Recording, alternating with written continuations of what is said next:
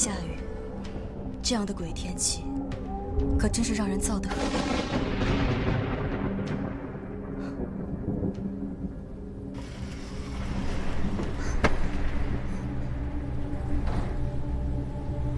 老爷这个时辰肯定还在书房习作。补汤煮好了吗？煮好了，夫人。按照我的吩咐做的吗？是，夫人。煮了3个时辰，菜梗都烂熟了。那就好，去送吧。是。哎，让老爷别太辛苦了。哎。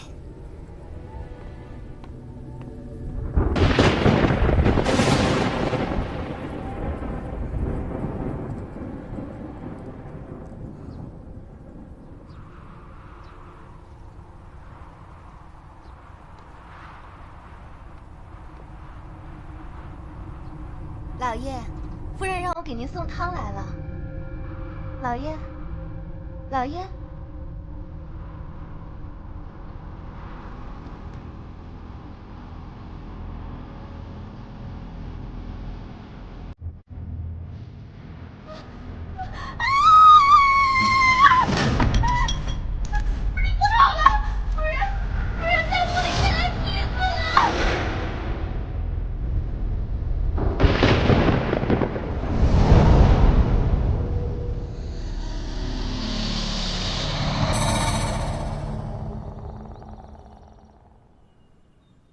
大理寺王嗣成在光天化日之下于家中被雷劈死，此事太过荒谬，太过荒谬啊！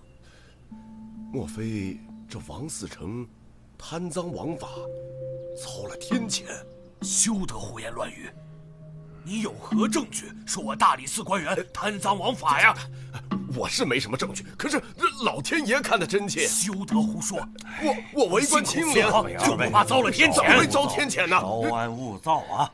事关朝廷命官，要是消息传出，朝廷内部定会一片混乱呐。此事万万不得让陛下知晓。是啊。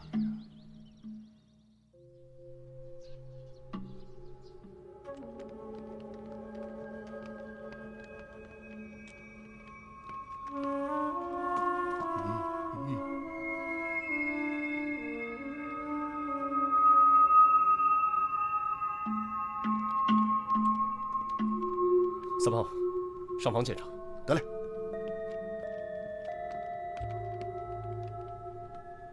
昨夜可有什么异常？府中一向门禁森严，又有专人看守，未见任何异常啊。王嗣成一直在书房中。哎，是。每天晚上主人都在房中习作。啊，是。可有人进出过？府中昨夜没有客人来访。主人平日里在房中处理公务，总是房门紧闭，听不得半点喧闹。没有吩咐，我们都不敢轻易打扰。是吗？是啊。可是，主人怎么会在房中被雷给劈死？这说不通啊！是啊。老大，避雷的龙头我检查过了，没有任何动过的迹象。双叶，尸体怎么样？除雷击痕迹之外，无明显外伤，也没有发现中毒的迹象。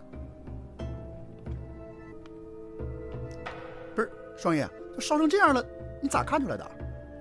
如果先中毒再死，尸体就不会呈现这样的状态。哎，你在质疑我？不，随口一问。哎，要我看啊，都是他黑心者的祸。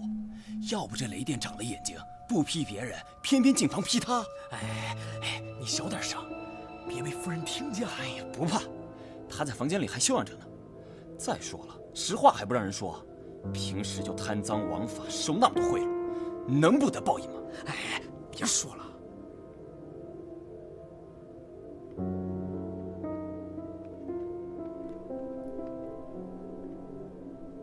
呈现如此焦黑状，尸体可能并不是王嗣成，都已经烧焦到没有任何辨识度了。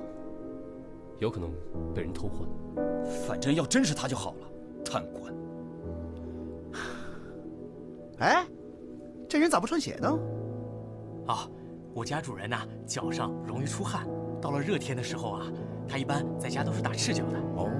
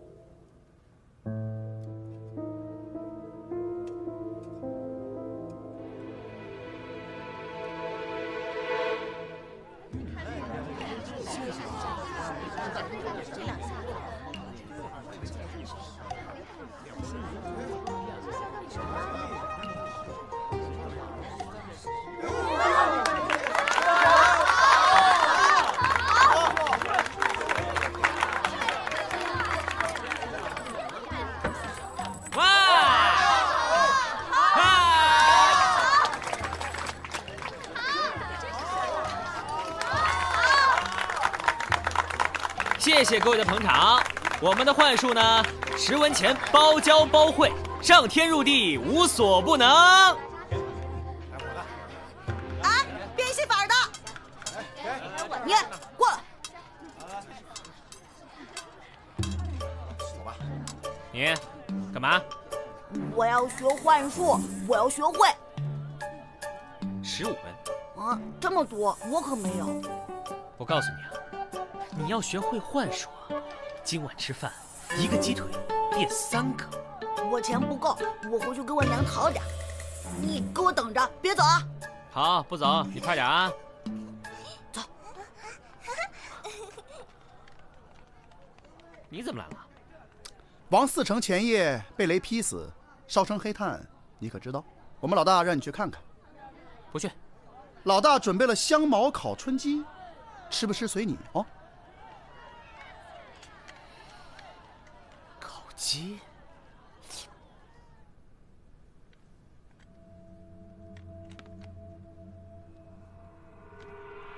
哎，萨摩，王嗣成的尸体是在哪里发现的？就在你脚边啊。这儿。嗯。屋脊上的龙头3炮已经检查过了，没有问题。不在房上，蹊跷就在房中。平常人家，房上往往设有龙头引雷，龙蛇伸向天空，蛇根连接引线直通地下。我刚看过引线了，在房内的一节竟然被截断了。什么？并且这引线被截断后，被人接上了一根细铜丝，一直通到这桌下，隐蔽地绕在桌腿上。可是，这是个木桌，难道还能把人电死不成？巧就巧在，这不是普通的木桌。你们看，这木桌上镶嵌有雕花的铜条，只要将铜丝接到这铜条上，房梁上的雷电就会直接引到房间里。更巧的是，你们刚说，王嗣成平日在房间里都不喜欢穿鞋吧？看来，凶手对王嗣成的习性了如指掌。每日既然只有他一人赤脚在书房习作，他需要做的只是在书桌上动手脚。可是现在尸体成了焦黑状，无法确认死者身份。去把王夫人请过来。是。一会儿，我们一起去看看王思成的尸体。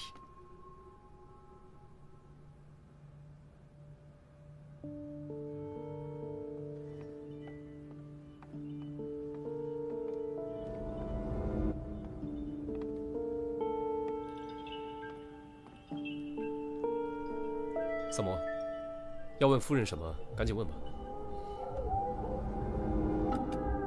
夫人，请看这尸体的牙齿。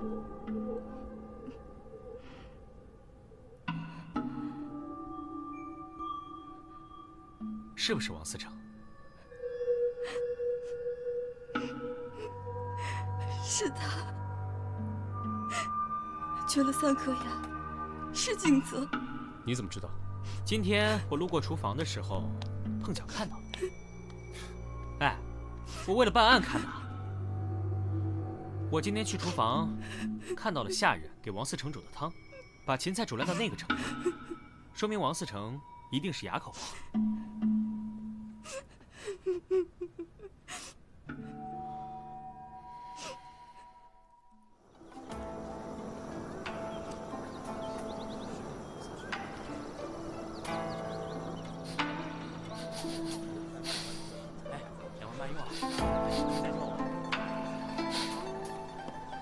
闻着味儿就来了，你属狗的？5方开外我就闻见了。我要是偷着吃点东西还不行吗？当然不行了，这是哪里的美味啊？我怎么从未闻过？一个住店客人带来的怪鱼，说是在山坡上捡的。怪，萨摩饮食大法第34条，样怪则鲜美。待我助他一臂之力。萨摩，出事了，赶紧跟我走！哎呦，急什么呀？天大的事也要等我的鱼汤开锅了再走啊！赶紧跟我走啊！我要喝汤！快跟我走！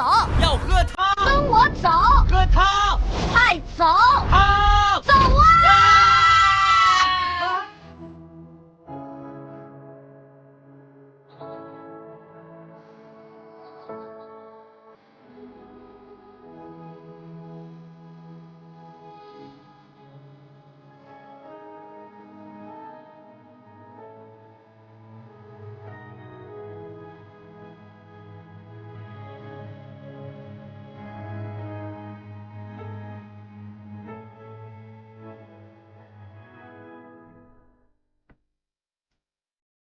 死者陈耀宗是个书生，伏案习作时被劈死在家中。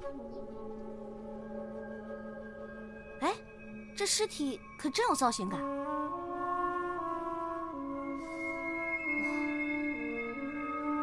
哎，他的手里紧紧握着这个，你们看。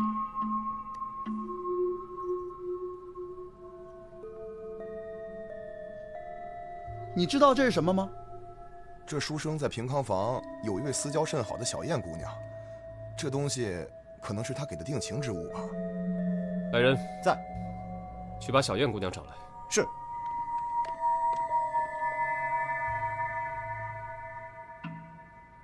耀宗，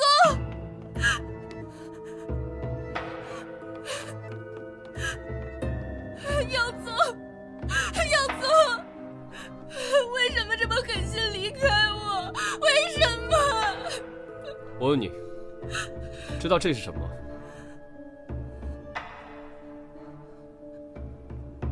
小女从未见过。官人，求你一定要帮忙破案啊！我可以给你当牛做马。别再做戏了，我觉得你杀死书生的可能性最大。什么？书生忙于科举，顾不上你，跟你进行了诀别，此事有误吗？没有。所以，你因爱生恨，杀了书生，并造成雷劈死的假象。不是。跟王嗣成的事件重合，企图逃过制裁。不对，凶手不是他。什么？什么？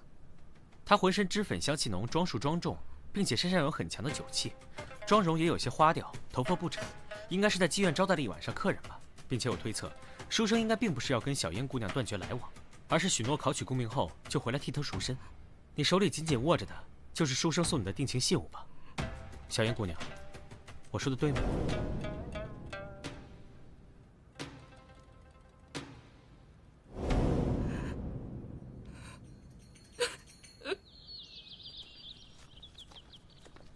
想问就问了，干嘛藏着掖着？我没有。爱问不问，难受的是自己吗？哎，小撒，是我想问啊，那个你怎么发现小燕姑娘嚎啕大哭是为了玉佩的事儿？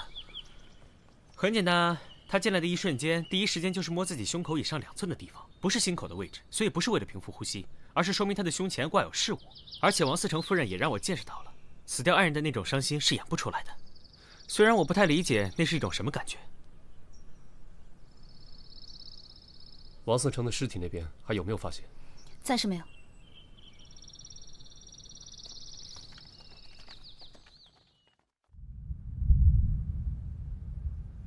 来，用力来！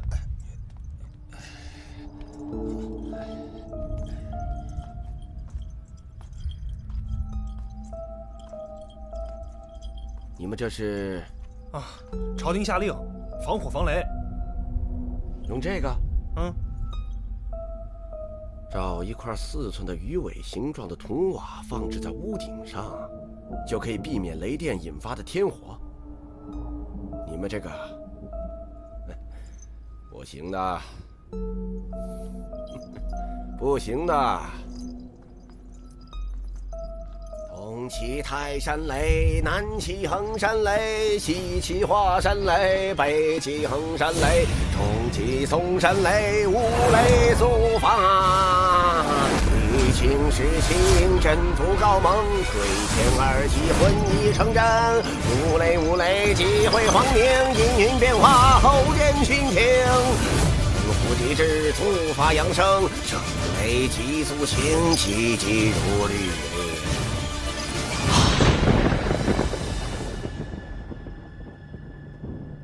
老大，喝茶。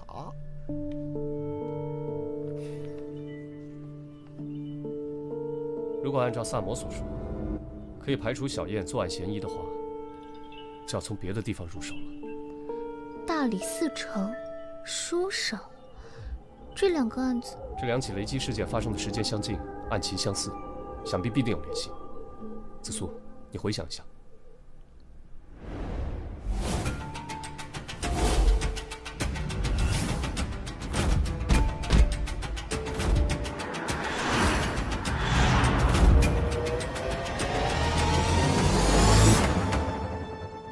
我想起王思成跟5年前一起强奸案有关，长孙家4公子被告强奸，那个死去的书生陈耀宗为其做了不在场证明，所以王思成以证据不足未将其定罪。这件事情很蹊跷，但是当时并没有更多详细的记载，均一笔带过。案子于武德9年农历11月初4未时结案，当日晴，艳阳高照，气温宜人。牛。当年案子的证人，果然是那个书生。这就是2人的联系。三炮，哎，你去探查一下那个妇女的亲人。好，这就去。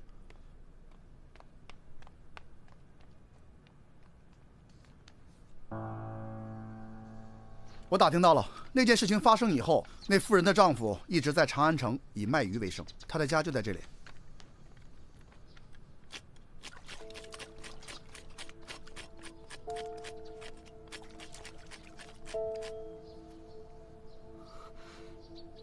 想必你已经知道大理寺城和书生的事情了。嗯，我知道。那你可知道，这2个人都与你妻子的案子有关？老天开眼，为我报仇雪恨。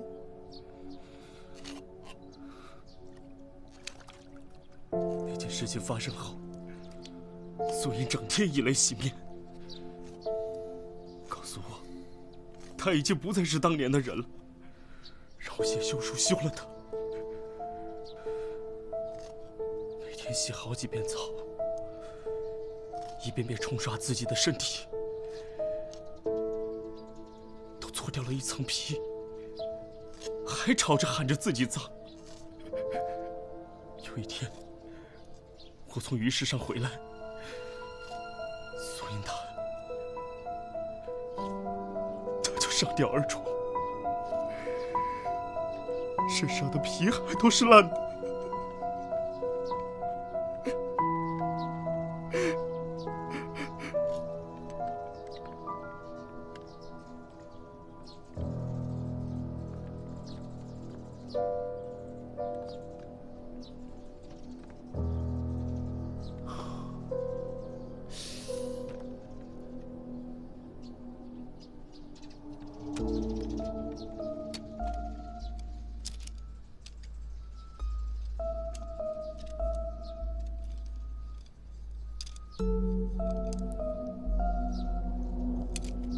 你现在是这个案子最大的嫌犯，这2个人的死跟你都脱不了干系，所以你必须要把事情说清楚。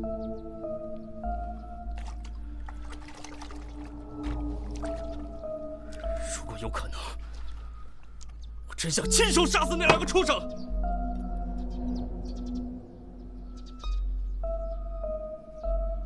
可是下大雨那天，我在东市卖完鱼，就急忙赶回了家中，哪里都没有去。邻居可以为我作证。至于书生他死的当夜，是我固定每月自家鱼塘换池水的日子，一换池水就需要整整2天2夜，我根本没有时间出门。真是老天开眼，老天开眼呐！隔壁的渔夫跟你走动多吗？还可以，经常有往来啊。他平时为人如何？我们现在怀疑他与2起命案有关。啊？不可能吧？绝对不可能！他可是老实的要命，平时话不多，但是他总是帮助附近的邻居，还跟别的商贩不一样，常常把自己要卖的鱼分送给我们吃。这么好心的老实人，怎么可能杀人呢？那下雨那天，他在哪儿？你是说大暴雨那天？对，他在家。那天我去他家，想让他雨后帮我看看屋顶上的漏雨，他确实在家里。那2日前呢？2日前，哦，2日前他在家中换池水。昨天早上我妻子还抱怨晚上睡得不好，是因为被王老汉家里巨大的换水声给吵醒了好多次呢。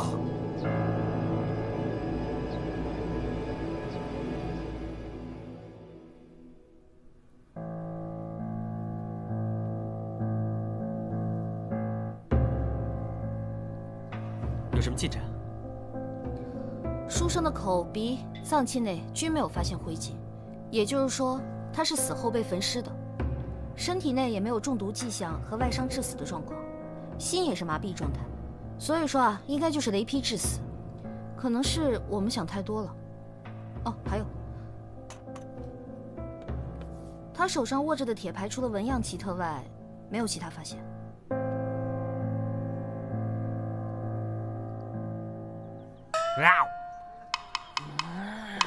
慢点吃啊，别噎着。世间没有会伤害我的食物。客官，里面请，里面请，不三不四招呼客人，快点快点。请。上面还有厢房啊。哇，我怎么从来没吃过这么好吃的鱼啊？这什么鱼啊？哪来的？最近的鱼市在卖很多奇怪的鱼，只要是我没见过的，我都会买来尝一尝。四娘，我发现你的手艺有进步哎。吃完赶紧朝案去，老娘等着收尾款呢。我差点忘了，你看这个。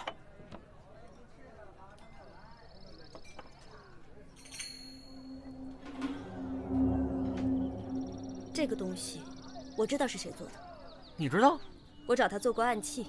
这又不是暗器，怎么确定是他呢？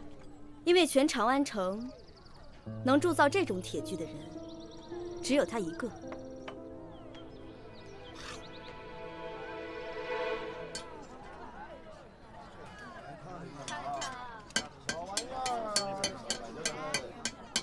小哥，啊，你看看，你认得这个吗？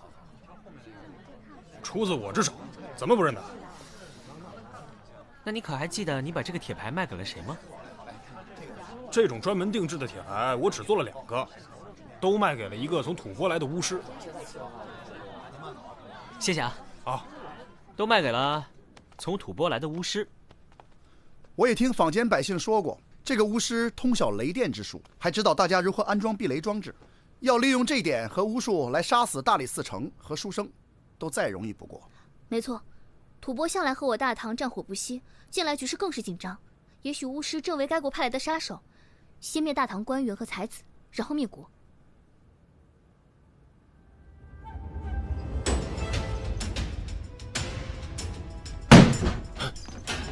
给我搜！别再装神弄鬼了，我们都知道了。知道什么？你为什么用法术杀人？我没有杀人。你还有什么说的？我看就是吐蕃派来的杀手，准备伏法吧。我冤枉啊！我只是在练习五雷咒，使用技巧还没有掌握。如果掌握，现在就该打雷了。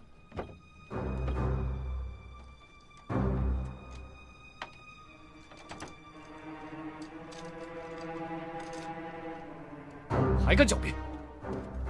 死者手中的铁牌，据说只卖给了你一个人，不是你是谁？这太可笑了！我确实在永乐坊的师傅那里买了这个铁牌，但是我是用来制作法器、一观天象使用的呀。少卿，找到这个，怎么样？的确和书生手中的一模一样。搜到新衣物。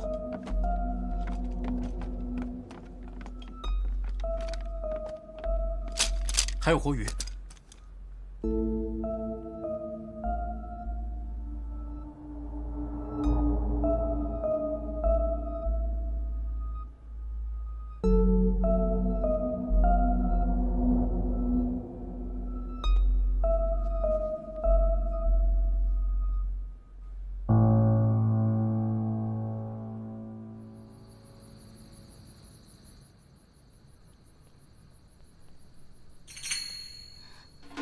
你看这，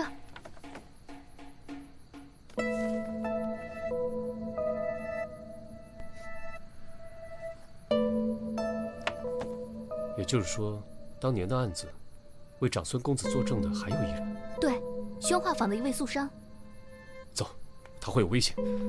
又有一人被电死了，死者是宣化坊的一位素商。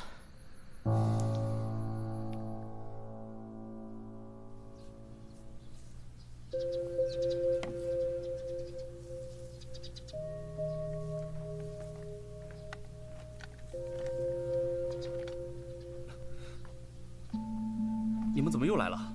昨夜跟你妻子的案子有关的那个素商死了。看来我烧的香真的一炷都没白费，苍天助我。所以你们是又怀疑我了吗？不然如何？死掉的3个人都和你妻子的事情有关。我明白，我确实有最大嫌疑。可是我身体不适，都没有出摊卖鱼，在家休养了1天，哪儿都没有去。你们可以随便问街坊。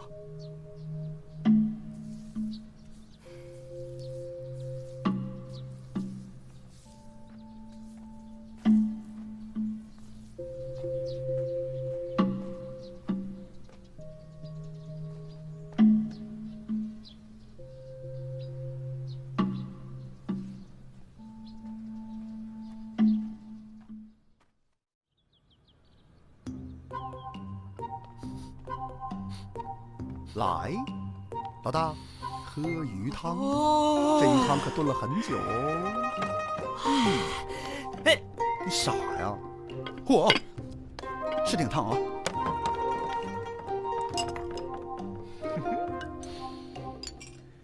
来，来，哎，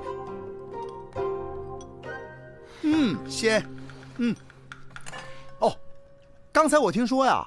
这鱼市上啊，最近出现了很多怪鱼，虽然味道一个比一个鲜美，但捕捞起来啊有点费劲。说灞河边有个渔夫收网的时候被累着了，浑身抽搐，直直的倒在水里，当场毙命。萨摩，我想知道，你的铁牌是不是曾经丢失过？你怎么知道？你还记不记得什么时候丢的？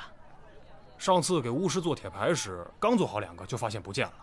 上次我来问你的时候，你怎么没说啊？我以为是小孩淘气给搞丢了，没放在心上，就再做了2个给巫师。这有什么问题吗？啊，没事。申兴龙，啊，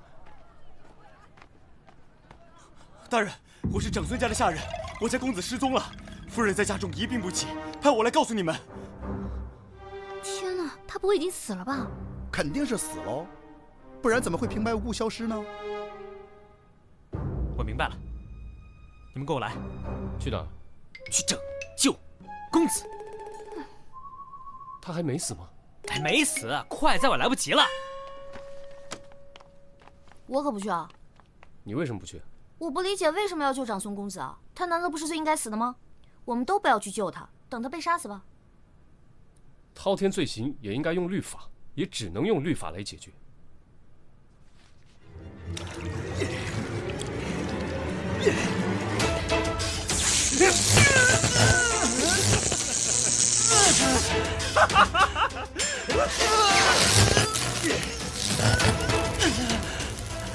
现在你知道什么是痛苦了吧？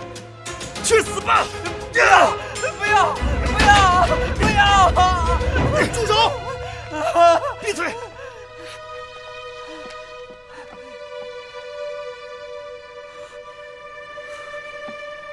我认为我已经做好了一切，你们到底是怎么发现的？为了给亡妻复仇，你的确费尽心思。即便如此，你的作案手法还是漏洞百出。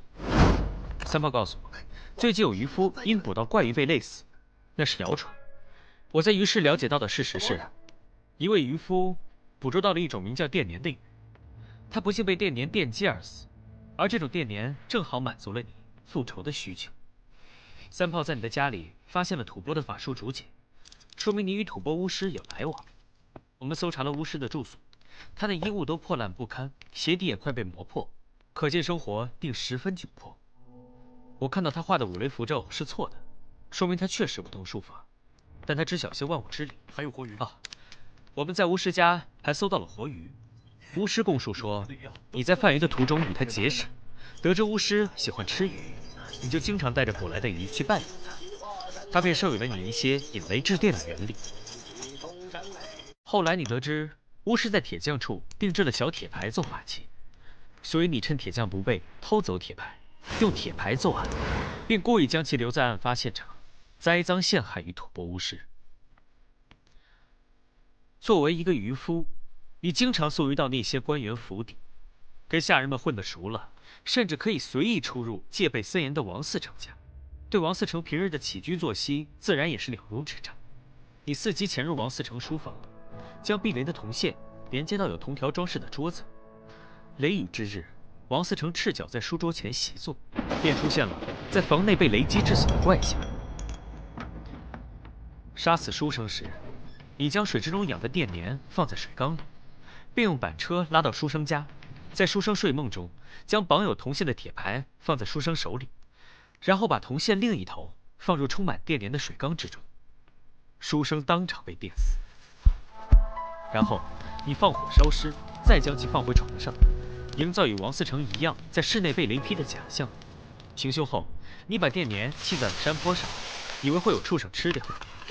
一个住店客人带来的怪鱼，说是在山坡上捡的，没想到却被客人带回了凡舍被四娘烹制，真巧。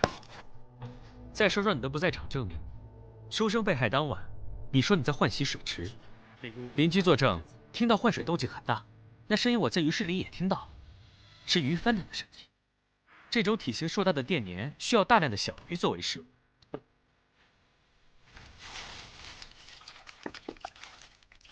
你将电鲶吃剩的小鱼分给了邻居，邻居还以为你是个好心女。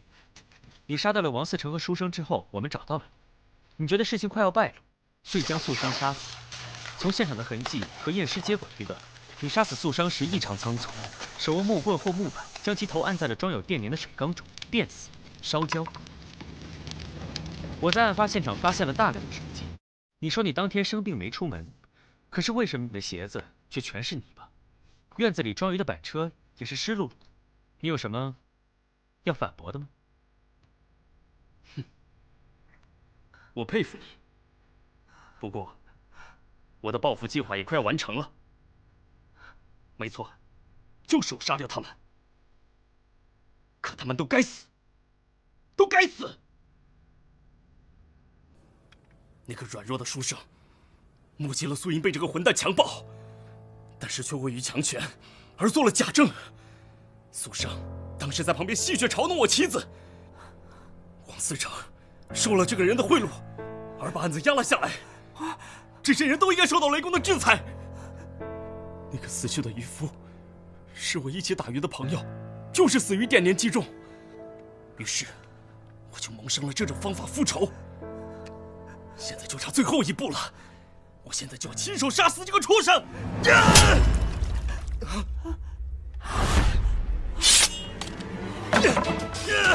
快人救我！快人救我！放手！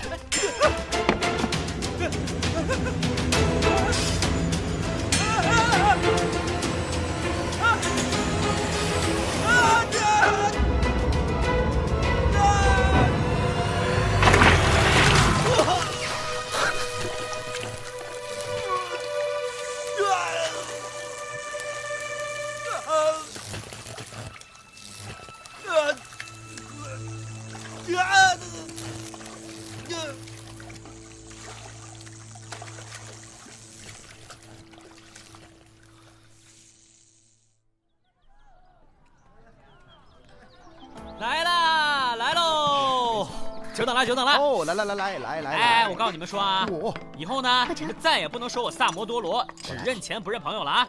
有什么好事没想着你们啊？这个是我独家秘制的萨罗汤，10全大补，所有的精华我都放在里面了。来，尝尝，尝尝。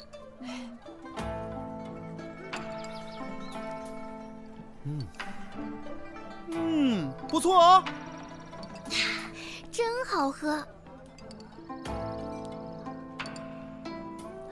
不过这渔夫虽然杀了人，从某种意义上来说，也算是替天行道了。总结的对，耶！那从某种意义上来说，咱们也算是替天行道了呀。什么意思啊？鱼汤，鱼汤挺好喝的。对啊，还行。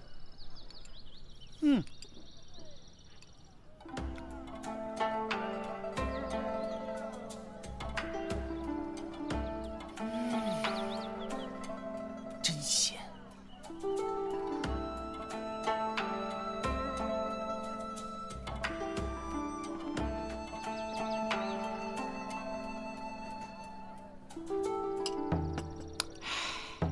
说不定渔夫就在你们3个的肚子里呢。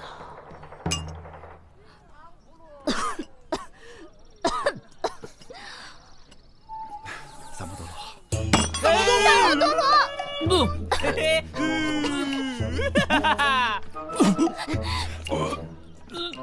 任何人都不能打着主持正义的名号剥夺他人的生命权。我掐死你啊！我打！鲫鱼汤，鲫鱼汤。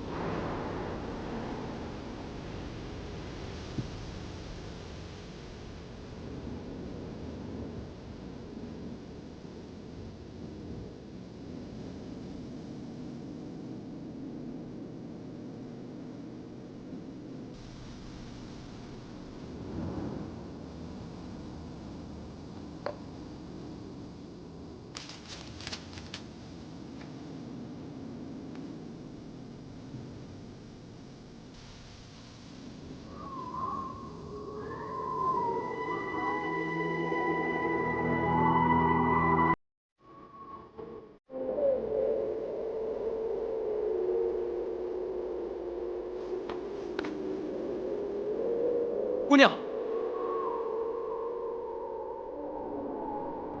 大半夜里，你怎么一个人在这里？很危险的。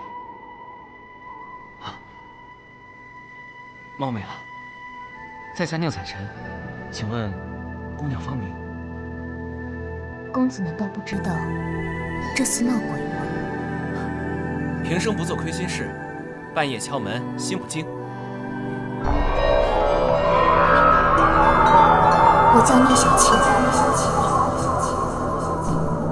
姑娘，聂姑娘，小倩。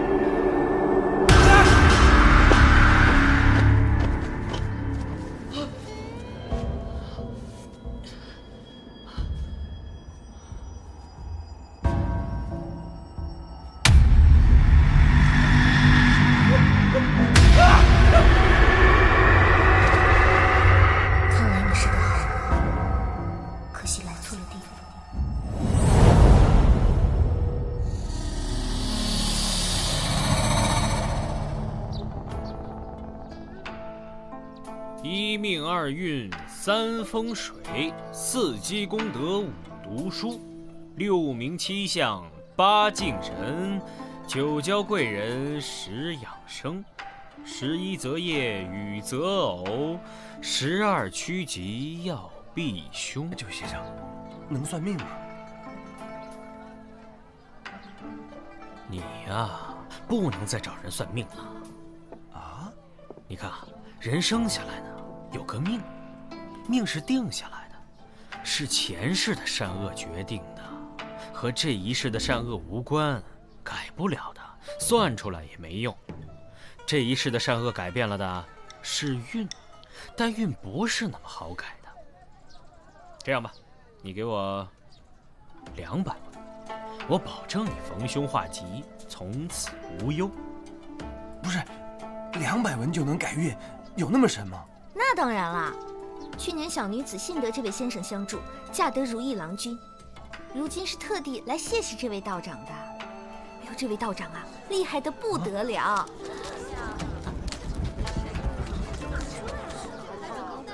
哟，看热闹去！不，我给你逢凶化吉呀！哎呀，等等，什么热闹，带我一块儿啊！你看看，好像要出大事了。出什么大事了？你不知道啊？辅国大将军刘洪基刚从塞外回来，原本一直驻扎在城外，怎么突然进到长安城里了？听说呀，这刘洪基张扬跋扈得很啊！哎呀，他要是面圣的时候还这样，可就麻烦了。反正不关咱们的事儿，到时候就看好戏喽。就是。那裘书生怎么还在啊？萨摩，快换了衣裳，给老娘上房前去。小倩，小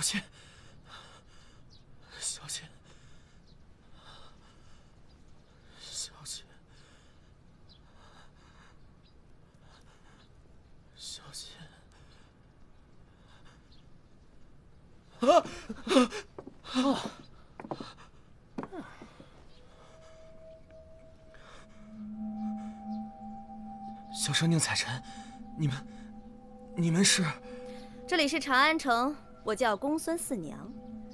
你现在在我客栈里，他叫萨摩，我这儿打杂的。你昨天晚上去兰惹寺了？你怎么知道？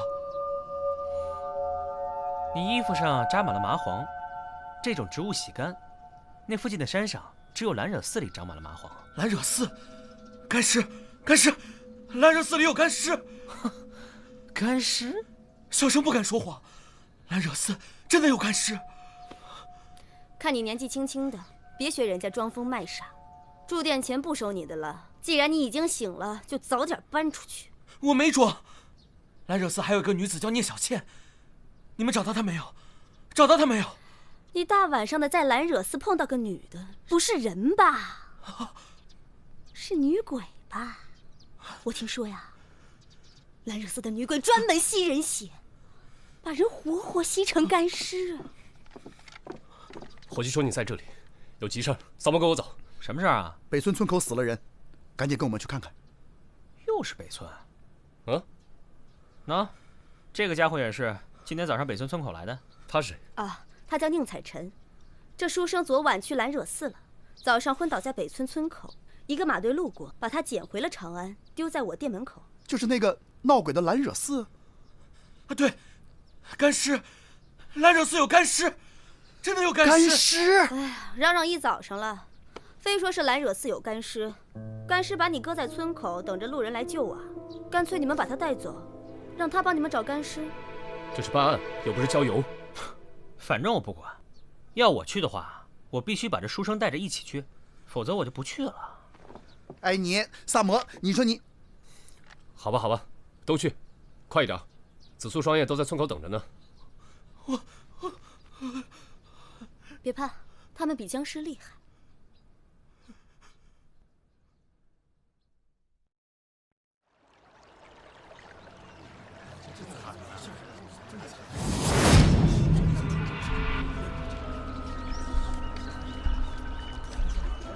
哎，这不是早上那个书生吗？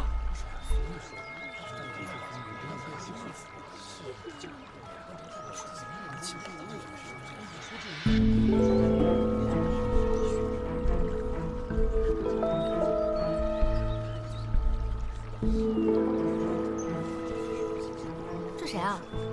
这书生今天早上晕倒在村口，后来被村民发现，送去四娘店里了。子苏呢？他看不了尸体，去村里找线索了。这事儿这么快就惊动了上官家，恐怕死者身份不一般呢。他是当朝的刑部侍郎江震。哦，尸体怎么这么白啊？怎么死的？江震头上有被钝器敲打的痕迹，不过不致命，应该是先被人敲晕，然后捆住手脚，割开血管，失血过多而死。尸体被放光了血，所以才显得尤其的苍白恐怖。死亡时间呢？应该是昨夜的亥时到丑时之间。难怪江震穿着便服，看来是半夜匆匆的出门。钱袋在哪？哦，还在呢。莫非是仇杀？哦，还有，江震不一定是在河边被放血的，失了那么多血，附近应该有大量的血迹才对。被放血，又被抛尸在这儿，江震会和什么人结下这样的血仇呢？先把尸体抬到我那儿去，我再做进一步的检验，看看有没有什么新的线索。好。来人。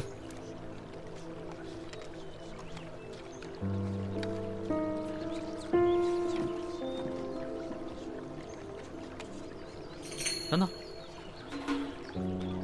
怎么了？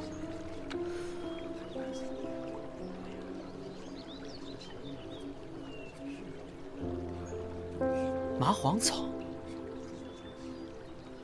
他去过蓝惹寺。蓝惹寺就在这河上游的方向啊！早听说那里闹鬼，看来真的有干吸人血。那些干尸，都给我住嘴！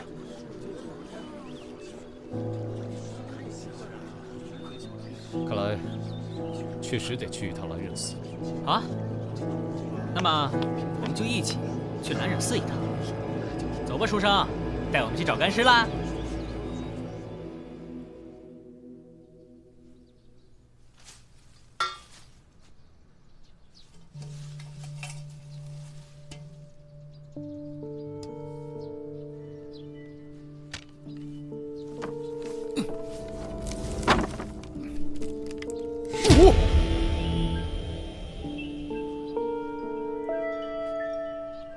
我已经做了尸检，这些干尸死了少说也有近10年了。哎呀，我长这么大见过那么多死人，干尸我还是第一次见。而且是一地干尸。哎，子苏来了。我听村里有人回来说蓝惹寺发现干尸，就过来了。村里有什么线索吗？昨晚村长家女儿办酒席，全村人都在祠堂，没人注意村外面发生的事。倒是蓝惹寺10年前的大火，上岁数的人都记得清清楚楚。10年前的大火，到底是怎么回事啊？蓝惹寺早在前朝就是个荒寺，一直阴阴森森的闹鬼，人们总在那附近听到女子的乐舞声，村民都绕着道走。10年前突然起了一场大火，那火烧了3天3夜，没人知道怎么起的，也不知道怎么灭的。在那之后，闹鬼的传闻就越来越多，就更没人来这附近了。所以说，这些干尸，他们就是死在那场火里。哎呀，这都死了，烧干净就完了吗？尸骨尽毁，这种死法叫人看了心里难受。这些人躲在地下，死前一定经受了极大的痛苦。但是正是因为留了全尸，我才有可能查明他们的死因，为他们伸张冤屈啊！到底是什么人，能弄出这么样一个地洞呢？还有一个问题，江震为什么会死在这里？他和这些干尸到底有什么关系呢？这些尸体怎么了？这些死者都是女人，而且她们的面部轮廓比一般人要深。我不敢确定，但是我怀疑她们是胡人。没错，萨摩说的对，10有8九是胡人。书生，你昨晚到蓝惹寺是什么时辰？我记得我走到村口，天刚刚全黑，然后又走了大约1个多时辰，才迷了路。那个时候应该是亥时吧？这么说，你在蓝惹寺的时候，江震还没死？我不知道什么江震，我就想知道小倩呢？小倩又是怎么回事？如果真有这么个人的话，他要么是凶手，要么也肯定看到了什么。先别管那个小倩了，先把尸体抬到我那儿去。是。三炮，你去把江镇府里的人带到大理寺问话。好的。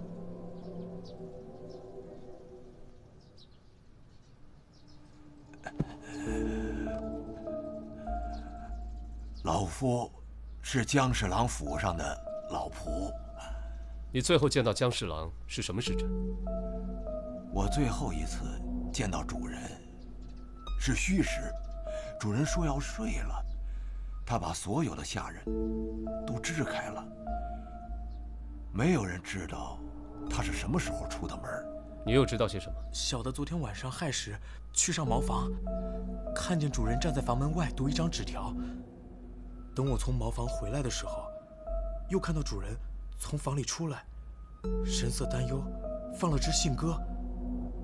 小的不知道跟案子有何关系，所以也不知道该说不该说。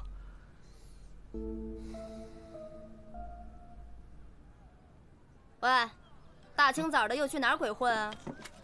我约了子苏，再到蓝染寺去看一眼。早点回来呀！知道了。你知道蓝惹寺是怎么回事吗？啊，干尸复仇啊！干尸啊，一到半夜就化身成一个美丽的女人的样子，先把人引到蓝惹寺里，然后再杀了他们。杀了之后，再喝他们的血呀！啊，这么恐怖啊？可不是嘛！来。你从干尸洞口找到的铜盆我看了，上面的花纹确实是拜火教独有的。这个佛寺居然还跟西域的拜火教有关系啊！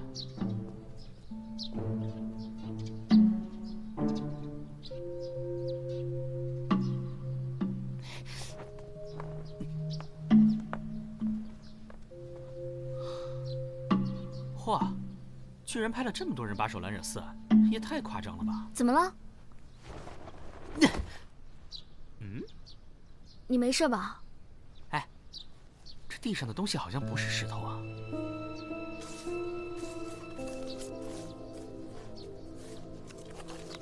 铜镜。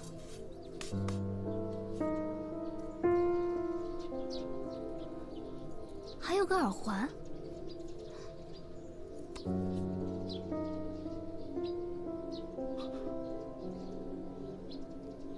怎么觉得好像有人跟着我们？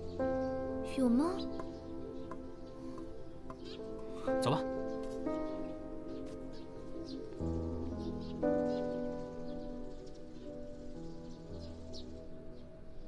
江镇一案查得怎么样了？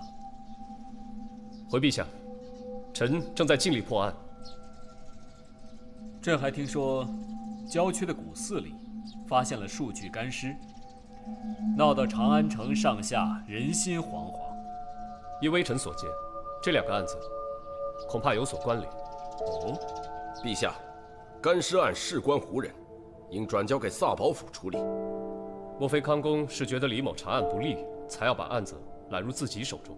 李少卿，辅国大将军刘洪基上殿。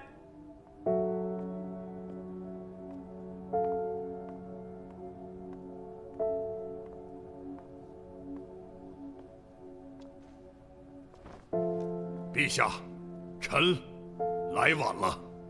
臣刚刚回朝，就听闻江侍郎噩耗，十分痛心。臣愿协助大理寺共同查案，恳请陛下恩准。康将军在边疆劳苦功高，此次回朝还愿为朕分忧，朕岂有不准的道理？谢陛下。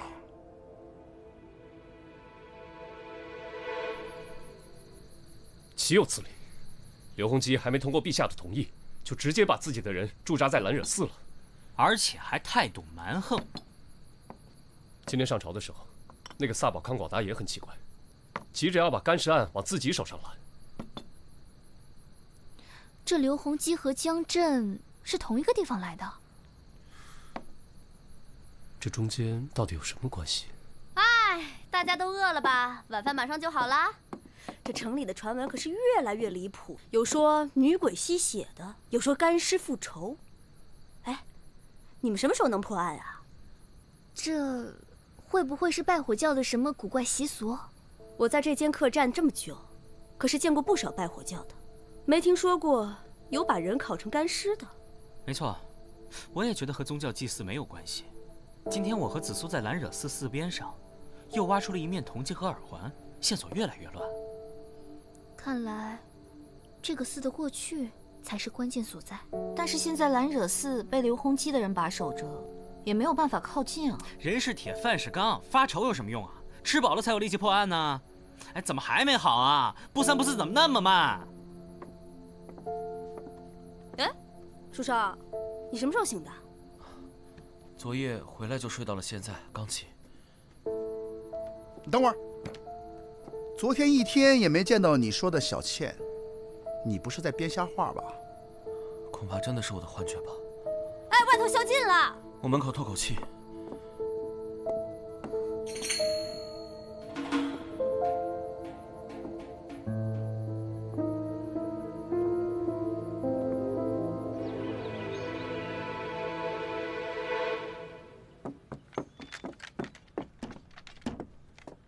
小撒，怎么？快起来，出事了！哎呀，大清早的吵人睡觉，快起来！什么事儿？萨宝府的康广达也死了。什么？你叫上书生，咱们一起去看看。好，你赶紧的啊！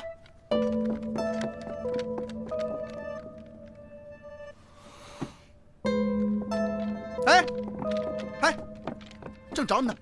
走，又有人死了，跟我走。去哪儿啊？哎呀，去哪儿你甭管了，没准能看见家小倩呢。走。我不去，走了。我不去，走了。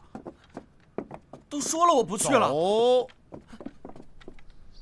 死亡时间应该是昨夜的子时到寅时之间，死亡原因还不清楚，身上别处没有伤痕，头是死后才砍下来的。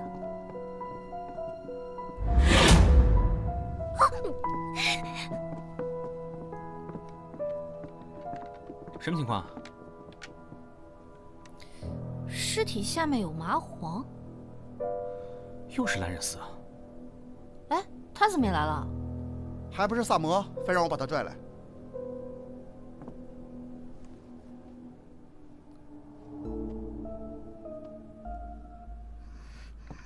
紫苏姑娘，别怕啊，别怕。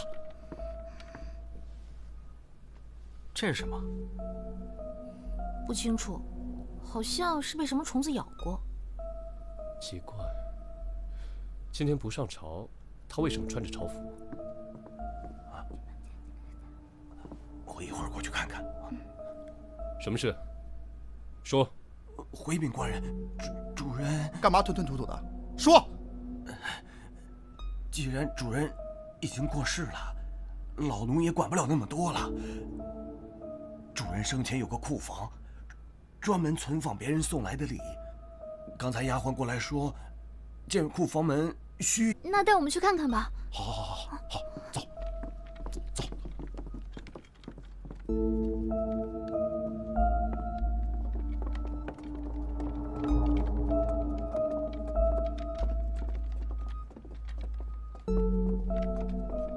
哇，你们主人够可以的，这些东西得值多少钱呢？这么重要的库房，就没个人看守吗？回官人的话，原来有个看门的，昨天主人突然发了好大的火，把那个人打发回家了，还没来得及找个新的。你快点，看看有没有什么东西丢了。是，快点点。哎，李治，你们官差不多大，你家里是不是也这么多宝贝啊？我说你，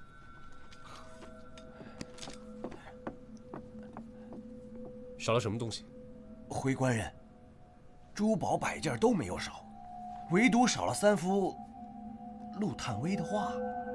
主人最宝贝这画，也不挂出来，特意放在柜子的第2层，一来不落灰，二来万一进了贼，也不引人注意。陆探微的画穷理尽兴，视觉严象，包前蕴厚，古今独立，非复激扬所能称赞。想不到康广达康公身为武将，能有这么高的眼力。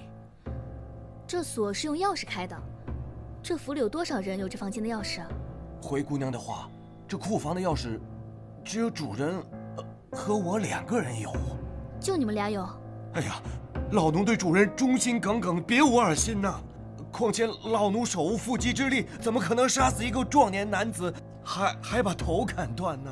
那就是那个看门的，他对主人怀恨在心，先抢了钥匙，再杀了康广达，然后把现场伪造的像兰惹寺案件一样。那看门的人不可能知道麻黄的事。有道理。对，绝对不可能是看门的。论价钱，陆探微的画还不及这些玉钱，可凶手呢，光拿了这些画，却没有碰其他的东西，可见非一般的莽夫。会是谁呢？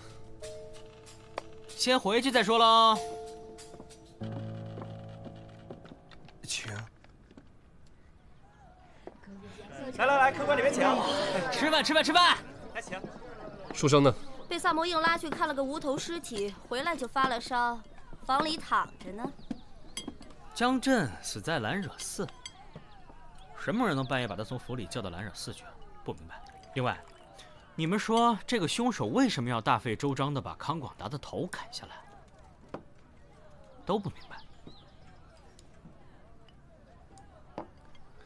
这2个人都是朝廷重官，而且这2个案子好像都与兰惹寺的过去有关。这江震是出门之后在兰惹寺被杀，而康广达却是在戒备森严的萨宝府里，夜闯萨宝府不被看到一点踪迹。这凶手不是一般人呢。哦，那这么说来，这越来越和兰惹寺的干尸有关系了。人们流传的干尸变成女子杀人的传说，会不会是真的？看来这书生没有骗人呐。这世上哪有鬼，哪有什么干尸啊？老大，吃。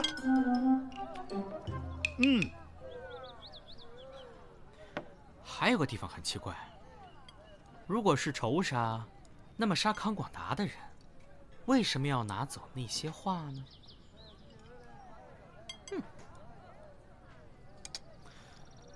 小撒，来，你不吃也倒掉了。我以为你要留着当宵夜呢。你是怀疑书生？你怎么知道？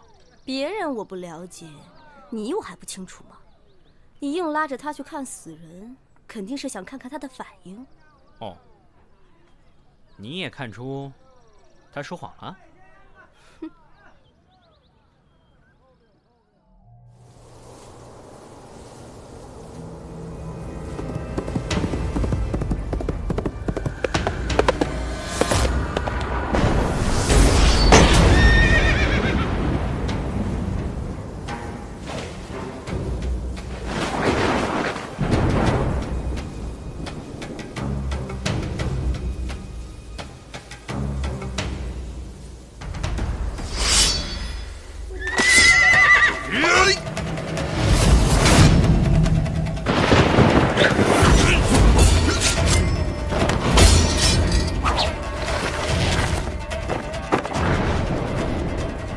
是你？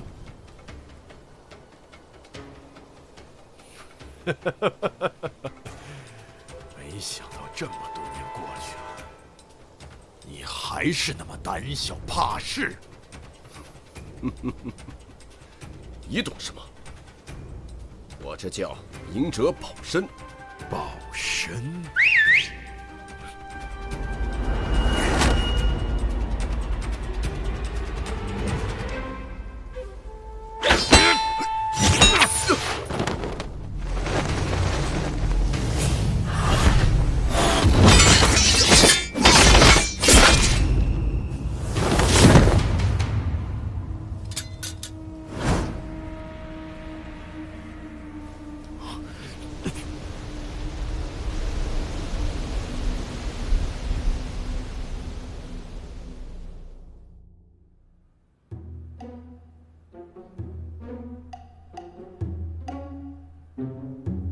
萨摩多罗，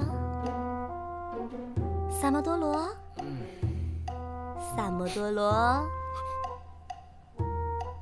我在思考。刘洪基早上没有去早朝，你跟我一起去兰惹寺看看。那个书生怎么样？睡得香着呢，我找小六在隔壁屋守着。放心，这些个碗碟。禅。哎，李少卿，刘将军有令，任何人不得入内。麻烦通报一声，就说李治看将军没有上早朝，很是担忧，特来拜见。李少卿，刘将军他不在，你请回吧。来了，李少卿。刘将军，老夫今日身体偶感伤寒，没有去早朝。有劳李大人费心了。几位既然来了，那就进去坐一坐吧。不必了，告辞。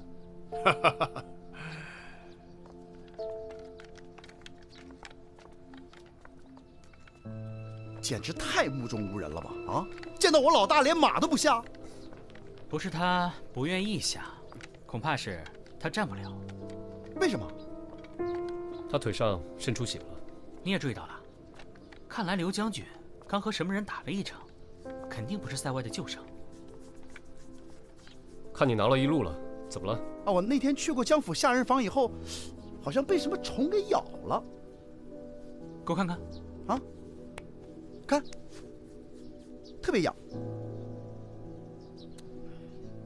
去找双叶。怎么了？如果我没猜错的话，无头尸体根本不是康广达。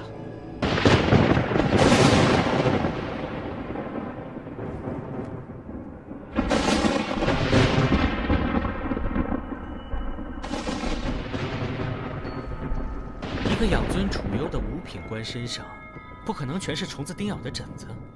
还有，他的手脚指甲都十分粗糙，只有生活条件非常恶劣的下人才会这样。我推断这个人可能就是那个被解雇的看门人。我竟然没有注意到这一点。尸体没有头，我们却一眼就认为他是康广达，因为他死在康广达的房间里，而且他还穿着朝服。奇怪，今天不上朝，他为什么穿着朝服？我们都被下意识的反应骗了。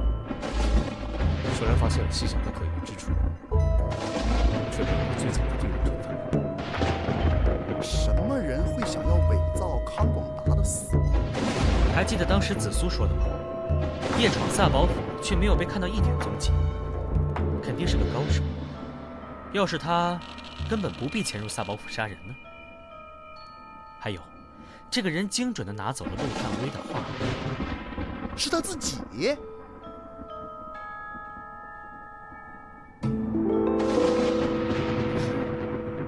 为什么呢？为了不让嫌疑落到他的头上。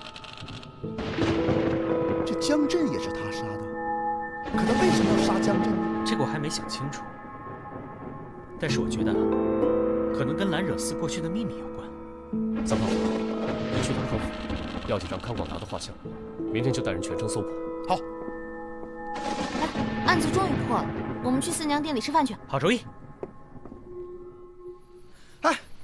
哎呦，这雨啊，一阵有一阵没的。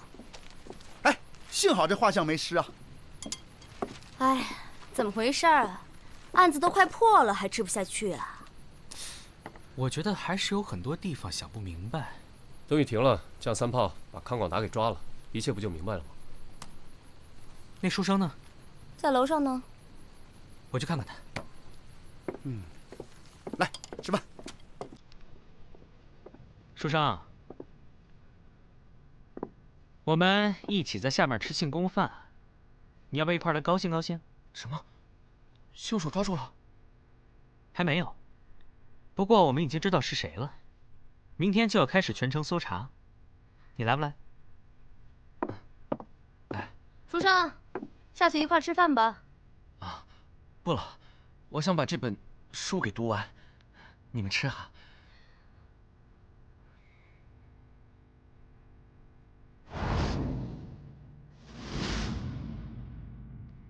那我们去吃了。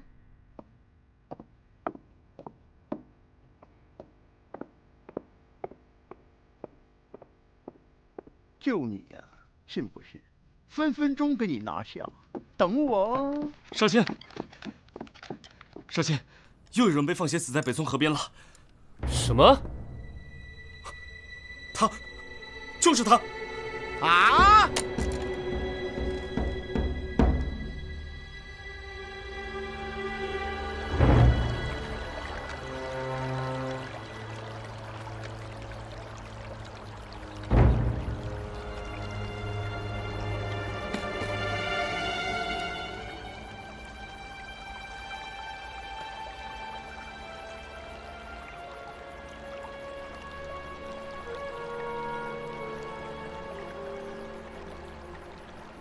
死于今天凌晨，和江震一样的死法。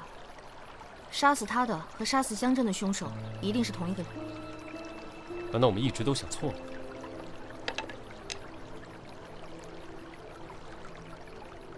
也许康广达根本不是为了逃避嫌疑才伪造死亡，而是为了让想要杀他的人认为他已经被干尸案的凶手杀了。可是他还是死了呀。这么说，我们不仅要找干尸案的凶手，还要找另外一个想要杀康广达的人。他身上还有很多乱伤，像是经过了一番打斗。割断血管的痕迹是2种不同的痕迹。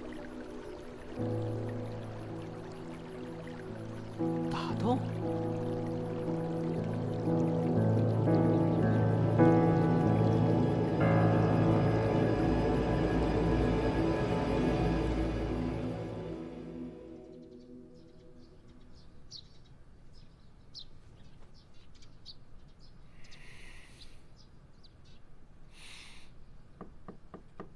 谁呀？我，给你送早饭。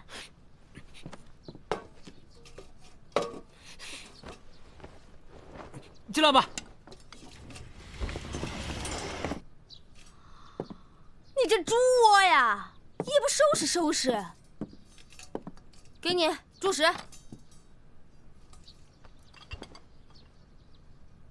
这什么？我已经吃过了。一晚上没睡呀？弄什么东西呢？照妖镜啊。这些都是兰惹寺附近发现的，胡人用的铜盆、铜镜，还有一个胡人用的耳环。哎，这哪是什么胡人的耳环呀？这就是个汉人家孩子都有的长命镯呀。长命镯？对，就是婴儿出生保佑长命的小镯子。干嘛？我去找子苏问点事。你赶紧回来给我把这儿收拾了啊！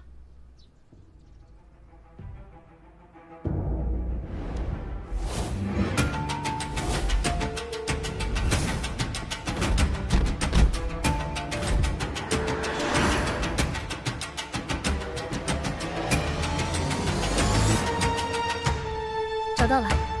16年前，江震、康广达护送一对进贡的胡姬，然而这对胡姬半途逃亡，江震、康广达早就认识。而江震和刘洪基也是来自同一个地方。我终于明白10年前究竟发生了什么。老大让我来找你们，快去大理寺。书生大清早起来就认罪了。啊！走。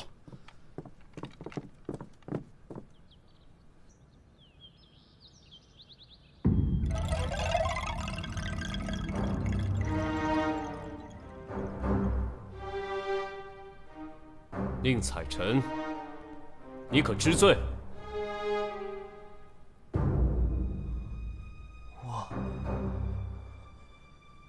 人不是他杀的。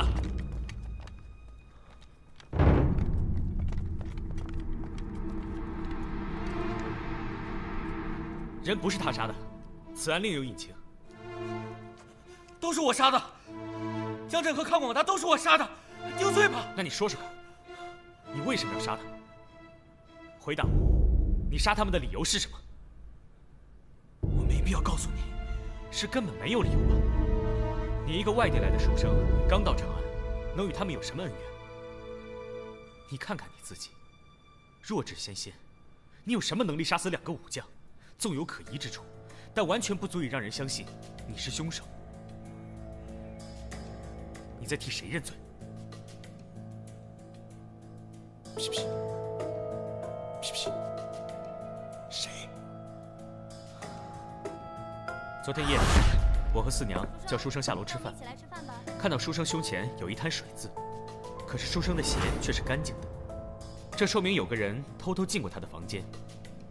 原来我总以为凶手是个男人，直到闻见你房中淡淡的脂粉香，我才意识到凶手是个女人。你胸前的水渍应该是她的泪痕，这让我想到了这个从未露面的神秘人，就是你心心念念的小倩。你在兰惹寺对小倩一见钟情，之后得知她的身世，心生同情，才想替她顶罪吗？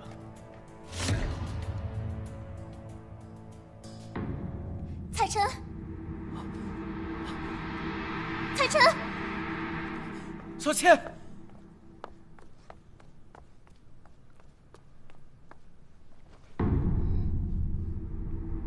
血海深仇，不可不报。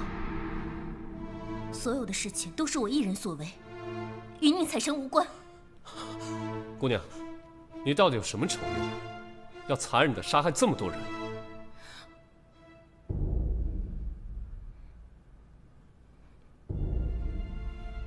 小倩要杀江震和康广达，都是为了一个原因，她要为母报仇。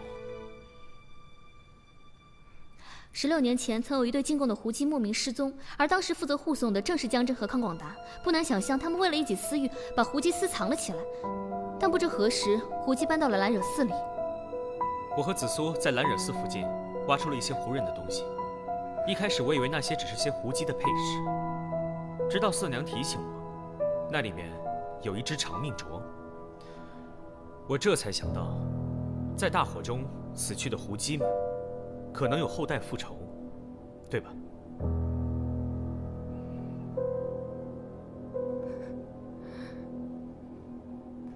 我母亲和她姐妹本应送到宫中，却不成想被那帮人偷偷藏进了兰惹寺。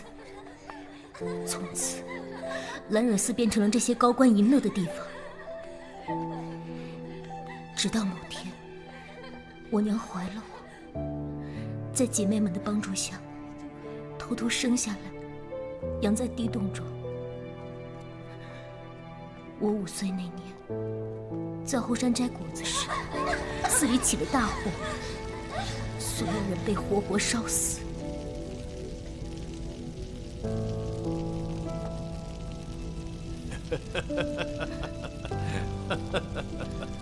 我眼睁睁看着那3个禽兽笑着离开。从那时起，我的复仇计划就开始了。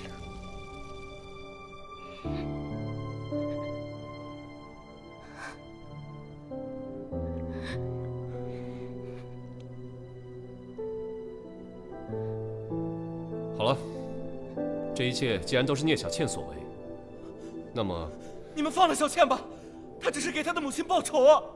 求求官人了，你们放过她吧！你们是什么人？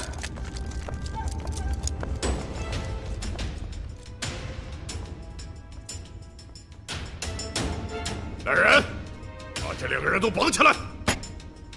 没有我的命令，谁敢在大理寺放肆？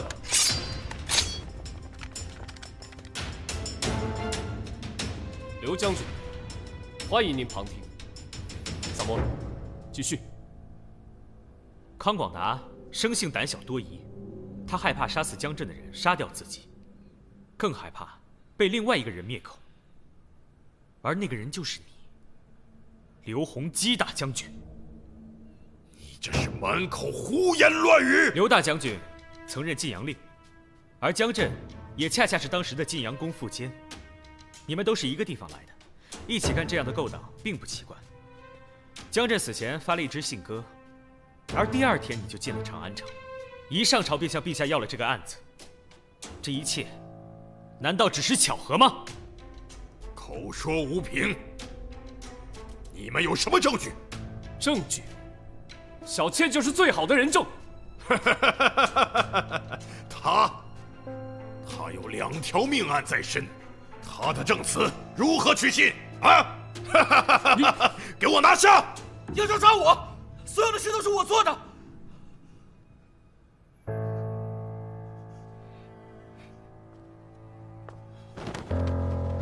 小倩，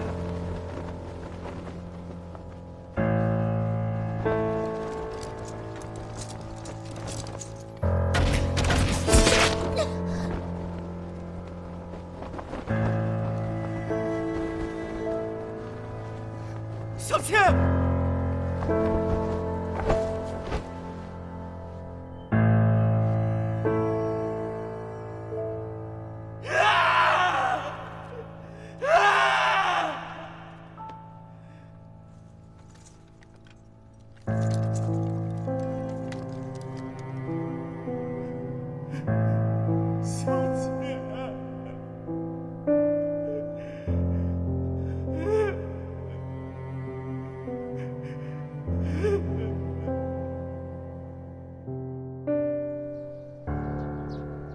听说刘洪基出城了，难道就这么让他走了？刘洪基在边疆战局上很重要，陛下不会因为这种陈年旧事就治他的罪，还是让他回塞外打仗去吧。这样一个罪人竟然毫发无伤，而一个年轻的女子却被仇恨给毁了。这世上的事情怎么说得清楚呢？吃饭了。鸡腿儿，走啊！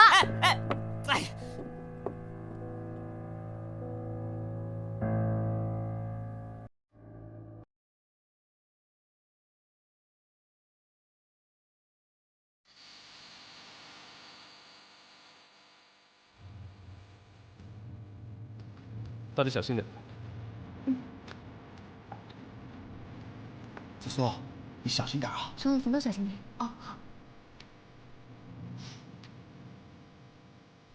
报关的民众是在黄昏看到了山坡上有隐隐的光，才发现这里竟然是一处古宫的入口。我们刚刚在入口看到的萤石就是光源。我看这萤石应该是发种者用来告知同伴的标记吧。这个应该是秦朝时期的墓，这么久都没有被人开启，里面可能会有什么可怕的守护兽呢？耶！小胖，你是不是傻呀你？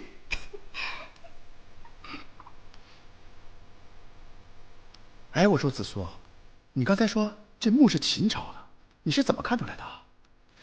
从我们刚刚进来入口雕刻的纹样和石像来看，很像是秦朝的工艺。进了墓之后，地上撒了几枚钱币，正面刻着半两，但是做工粗糙，应该是专门用来做陪葬的冥币的。哎！你没事吧？没事。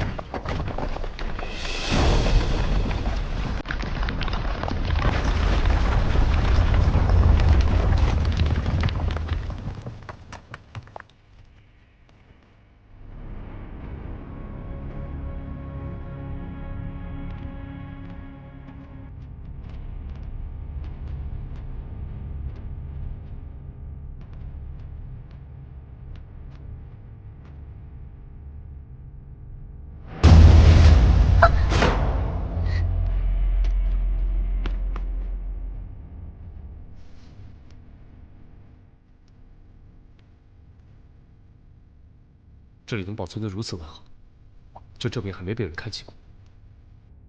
因为墓室封闭，隔绝了空气，服饰才保存得如此完好，像新的一样。哎呦，看这肚子，得怀胎8、9个月。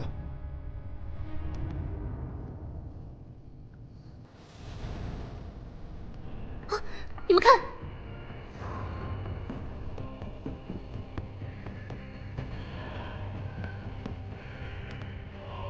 于阶阔兮，不我活兮；于阶循兮，不……这什么呀？这没写完啊！这不是《诗经》中的击鼓？这本诗写一位魏国士兵远戍陈宋，久役不得归，回忆起新婚时与妻子的誓言，而残酷的现实却使誓言落了空。这首诗却出现在一个贵族女子的墓中，而她的棺木又没有棺盖。我猜，她在进入墓穴时还是活着的。真的假的呀？可是你看啊，明明是秦朝墓葬，墙上这行字却是以楷书篆刻，这也太奇怪了。等一下，这尸体不太对劲。怎么？有胎动。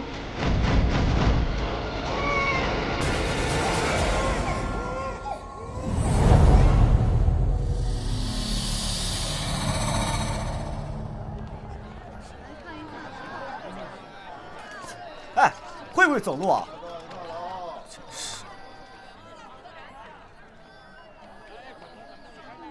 你说啊，这大千世界无奇不有啊！没想到一具死了1000年的女尸，竟然也能生出孩子。是啊，我也听说了。大理寺官差去探墓，看到女尸有胎动，当场解剖，孩子居然还是活的。哎，我看呐，这8成是鬼魅附体，天下就要大乱了。哎呀，行了行了行了，莫谈国事。哎呀，喝酒喝酒。我跟你说，这种事不是你我能谈论的。哦，宝宝乖。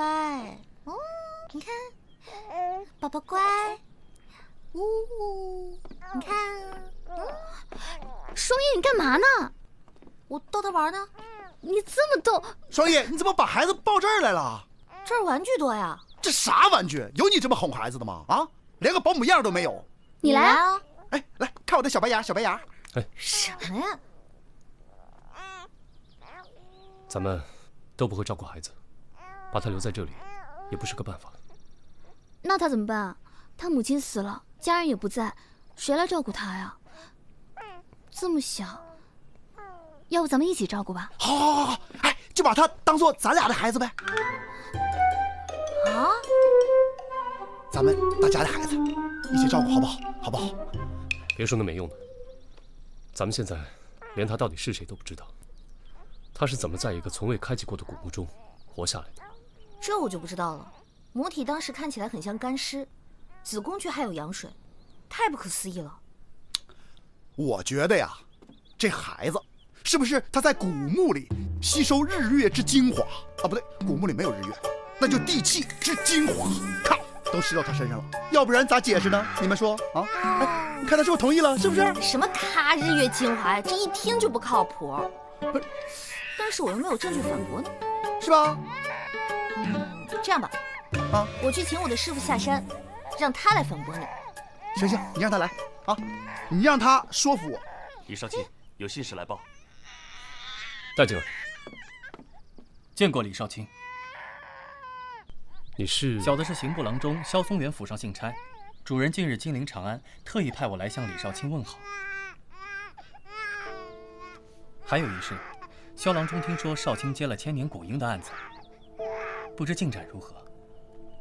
此事还在调查，暂时还没有眉目。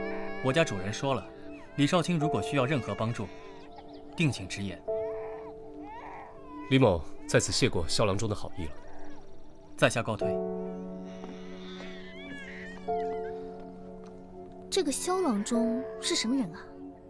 他可听说本事大得很哦，办了几个毫无进展的发种案，还抓了一大批惯犯，才得以在刑部高升的。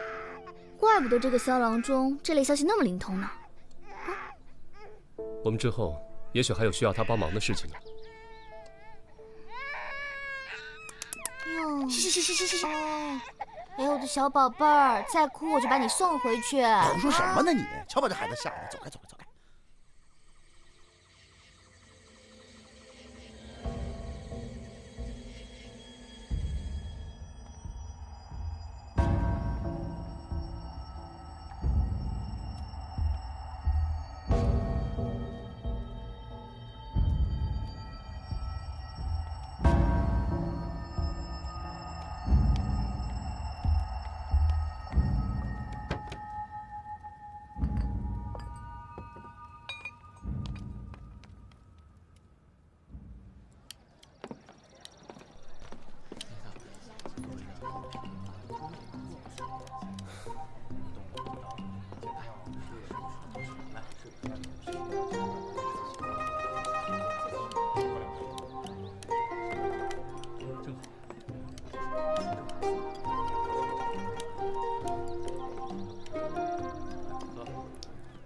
四娘，萨摩在不在？哟，李少卿来了。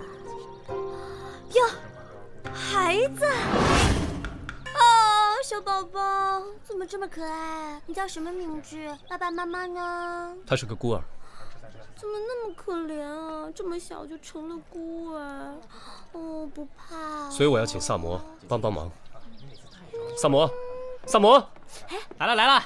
怎么这么可爱啊？又找你萨摩小爷什么事儿啊？我很忙的。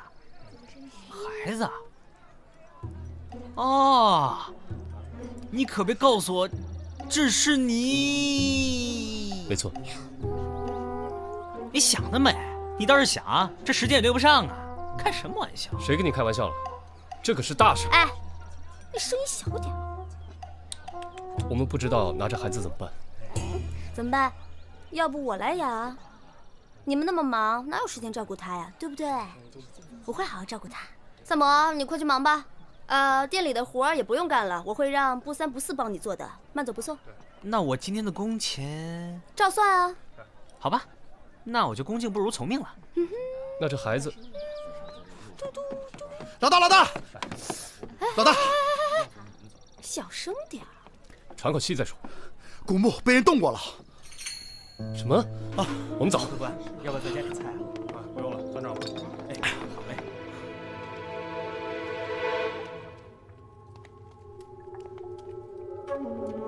哎，你们是怎么找到这个古墓的？你们可真是捡到宝了呀！有百姓发现了洞口的萤石。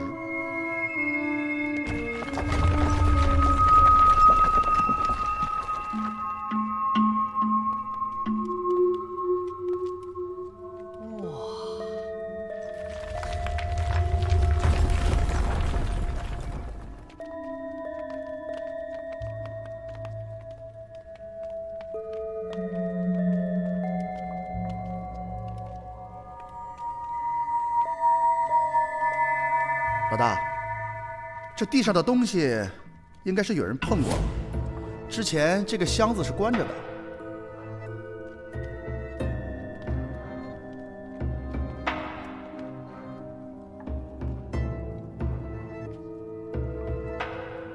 这上头之前应该有个盒子，也不见了。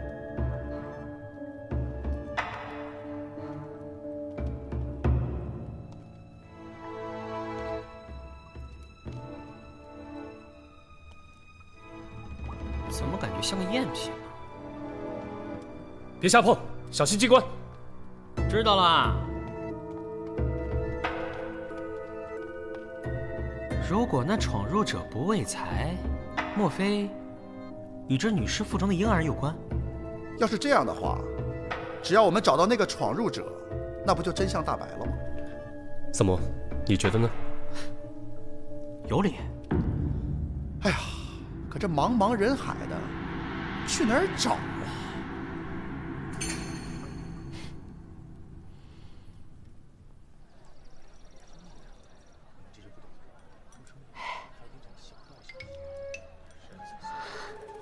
怎么样，这货不错吧？四娘结账了，四娘来了来了来了，四娘，四娘，四娘结账了，哎，来了啊，结账。哎，好嘞。不是。哎，李少卿有何吩咐？四娘呢？啊，抱着孩子出去遛弯去了，我还忙啊，一会儿过来。哎，来了。都这么多天了，事情还没有什么进展，一直把孩子寄养在四娘这儿也不是办法呀。我已经派人日夜守在古墓，等抓到那个进入墓穴的人，一切都会有答案的。这是古墓，但做工有点糙，最多500文。成交。哎，怎么结账啊？不急，会儿来找你。哎，李少卿来啦，想吃什么喝什么，今天我请。哎，客官，来，你今天心情倒是不错嘛。人逢喜事精神爽啊！哎，自打四娘得了孩子，心情特好，把他当亲生儿子，对我都特别慈祥。孩子身份不明，留下来不是长久之策。四娘可早就想好了，她说既然孩子是个孤儿，那她就收养了。我赞成。哎，客官您慢走啊。当然这个还是要李少卿同意啦。哎，你就看在四娘一见到孩子就母性爆发，那么喜欢孩子的份上，你就让她收养了吧。这样的话，对那孩子倒是一件好事。哎，对对对，老大，找到了，找到了。找到什么了？那个潜入古墓的人找到了。刚发完种就去销赃，你也太心急了吧？这铜瓶是不是你从墓中带出来的？我不知道你们在说什么。你销赃的铜瓶跟我们从墓里拿到的是一对儿。说吧，你是怎么知道古墓的？谁不知道啊？满大街都在传呢，我能不知道吗？我又不聋。想好了再说，我告诉你，别逼小爷我动大刑啊！好，我说，我说，既然你们都已经知道了，也就不瞒各位了。我们萧家啊，确实是摸金起家，但10几年前就已经洗手不干了。那你现在私闯古墓，是何居心？萧家到我这一辈儿啊，是我堂兄当家，可是他对这发种之事啊深恶痛绝，重操旧业者严惩不贷。可我除了摸金也不会别的呀。最近那千年古婴的事儿传得满城风雨，我这才动了心思，没想到进去之后才发现，真正有价值的东西早就被拿走了。不可能，那个墓是我们打开的。哎，飞爷，你们去的时候难道没看见洞口的指路萤石吗？那说明早有人进去过了。你可知道会是谁？如果我没猜错的话，那一定是丁家人了。丁家和我们萧家都是摸金大户，能够开启古墓，又能将其复原，也只有这2家人才能够做到。丁家这群狗东西真该死。三炮，去查清楚这丁家的背景。好嘞。丁家。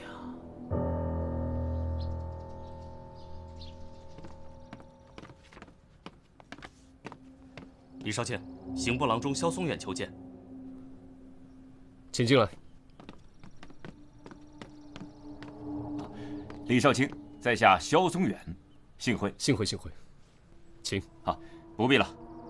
听说李少卿抓住了发种案的嫌疑人，敢问结果如何？毫无进展。这些摸金的往往油滑奸诈，难查更难审。不过少卿放心，发种案一向是鄙人所长，萧某愿替李少卿分忧，查出这嫌疑人的底细。多谢萧郎中相助。来人，少卿，带萧郎中提审人犯。是，这边请。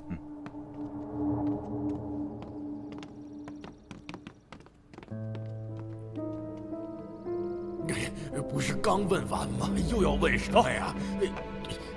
少废话！跪下！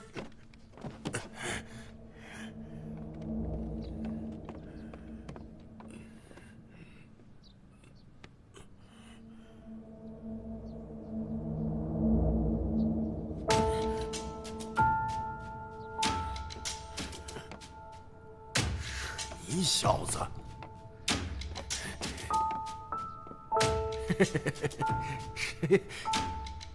你来我就放心了。哎，我说，赶紧的，赶紧把我弄出去。你先告诉我，为什么要去那座古墓？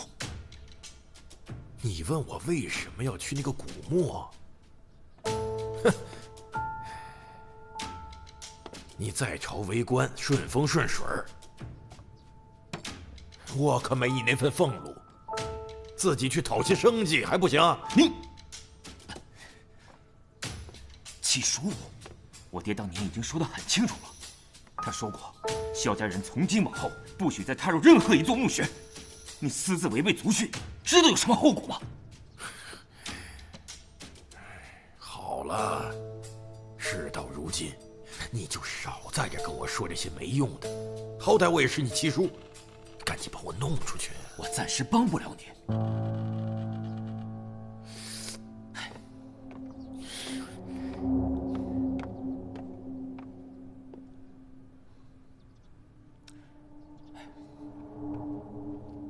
我现在真帮不。你小子，敬酒不吃吃罚酒啊！好，你和丁饶的那点事儿啊，真以为我不知道？你就不怕我把这些都告诉那个李少卿？你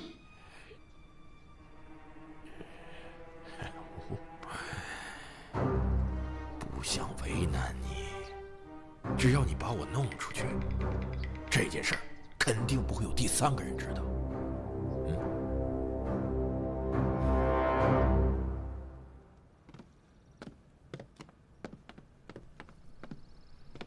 怎么样？什么结果？萧某从未见过如此顽固之人，油盐不进，软硬不吃。这次实在帮不到您了，实在抱歉，告辞。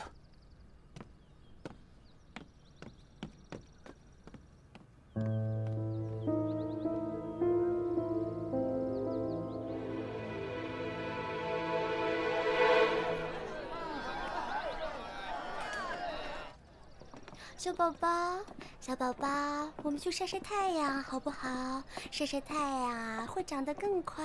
丁家查过了，这一代掌门刚即位，是个女人，叫丁瑶，年龄大概是30岁左右，但不久前失踪了，连她的家人都找不到她。是找不到呢，还是正在某处发肿？你是说？萧海坤也提到过丁家，恨得牙痒，说明丁家打了他财路，那座古墓失窃。丁饶的嫌疑是最大的。可是我们都找不到他，怎么着手调查？我想应该查得再仔细一点，应该查一下丁、萧两家的背景，以及之前为什么结仇。哎，我从师傅那儿回来了。怎么样？我把情况都告诉了师傅。师傅说，用特殊的药物炮制，可以使尸体迅速脱水，呈现干尸的状态。这是什么意思？也就是说，那具女尸根本就不是1000年前的尸体，而是新死不久的。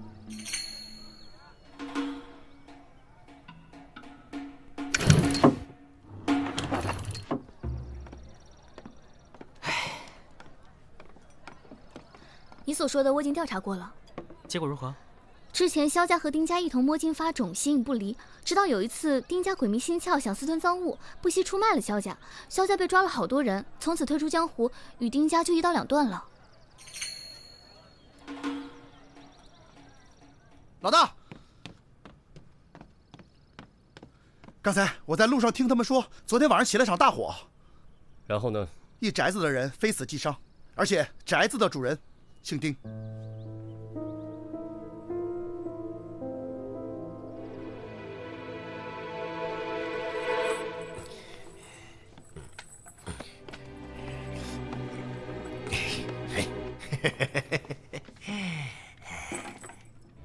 哟，二位都在呢。那我先走了。李少卿，后会有期呀！我，老大，我什么都没问出来，怎么就给他放了呀？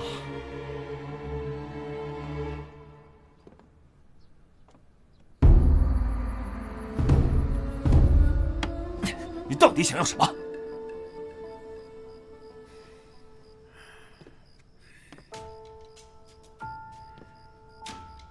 我要钱，我只要钱。我真的没钱给你。松远，你不应该这样对我的。我知道你有钱，所以才来找你。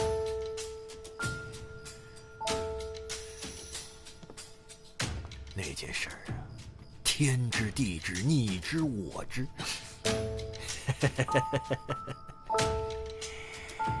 你只要把钱给我，我就闭上嘴，乖乖的离开这里，不会让任何人找到我。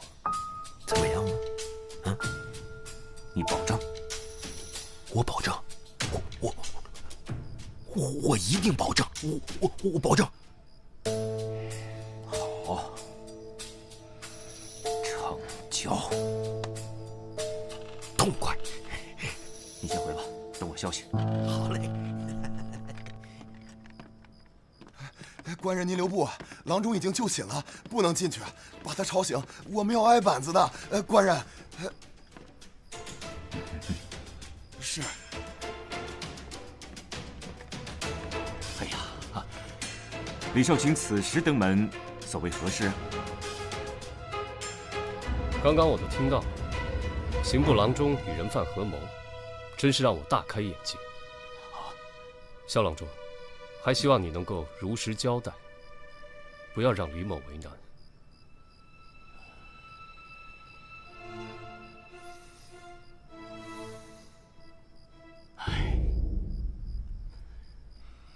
其实，萧海坤是我的七叔。哦，李少卿，请。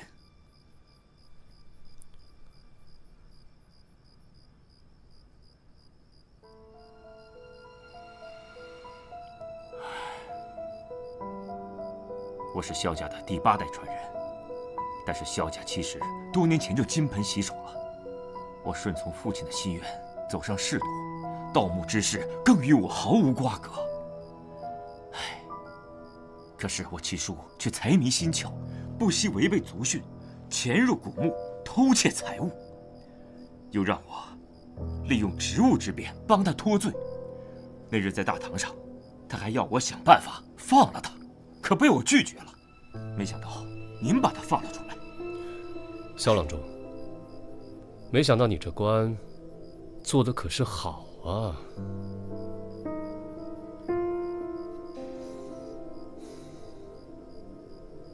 我也是有苦衷的，李少卿。为官之后，我一步一步走到这个位置，很不容易。我不希望因为过去的人和事影响了我如今的仕途。还请李少卿理解。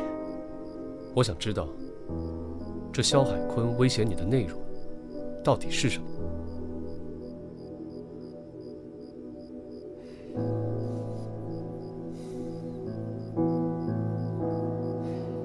他知道我跟丁饶之间的一些事情，这是家族大忌。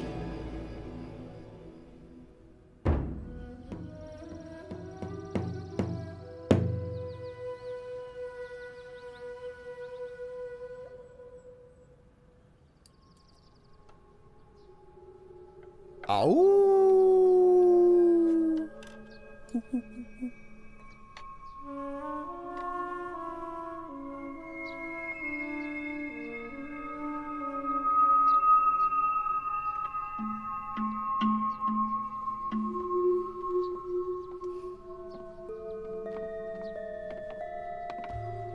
李少卿，有结果了。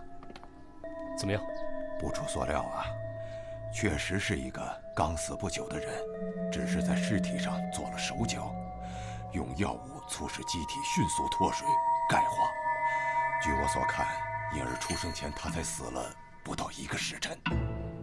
也就是说，这具女尸跟咱们前后脚进墓。可是他为什么会死在墓里啊？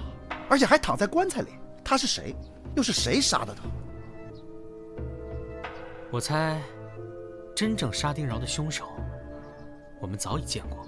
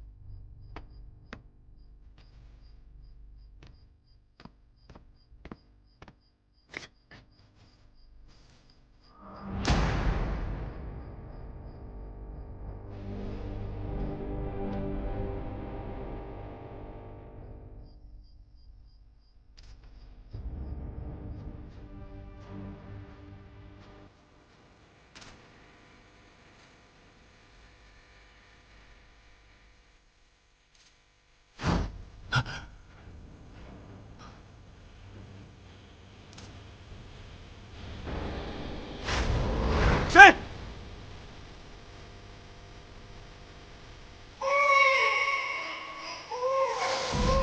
萧老师来了。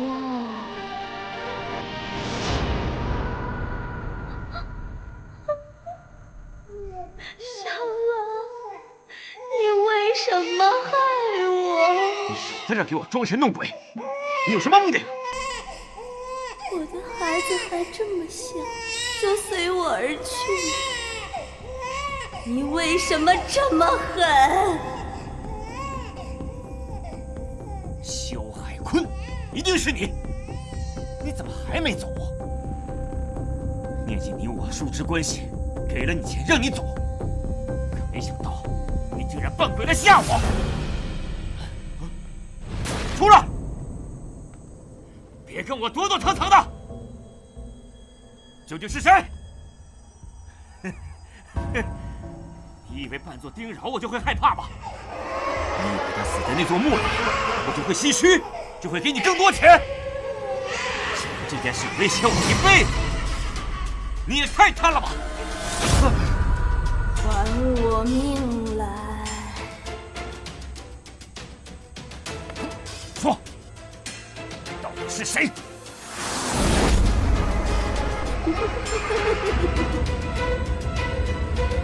是我。我，还有我。你们。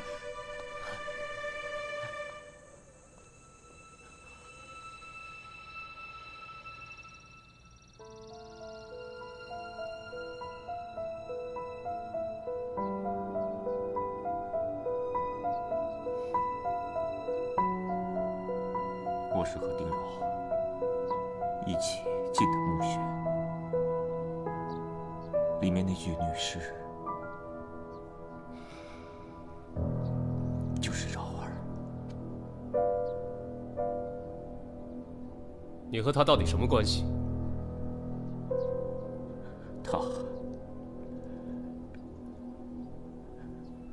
他是我的恋人。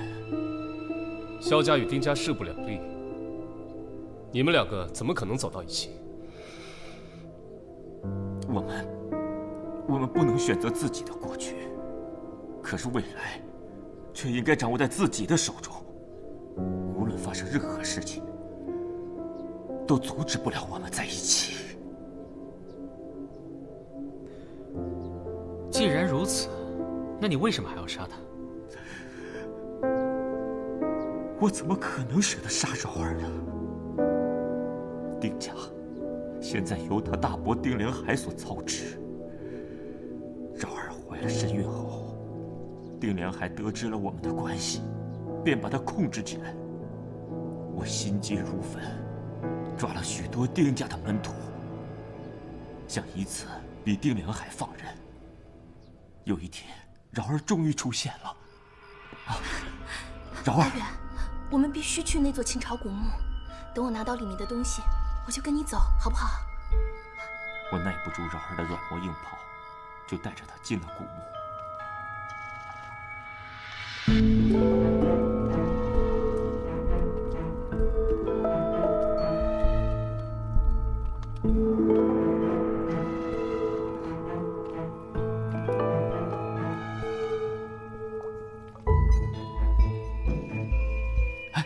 饶儿，不要动他。只要把玉玺交给大伯，他就不会再干涉我们任何事情了。真的如此？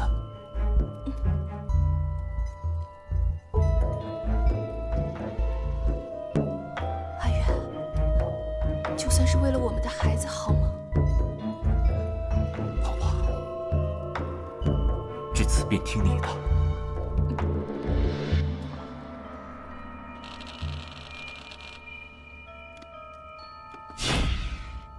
小心！饶儿，饶儿，你怎么样？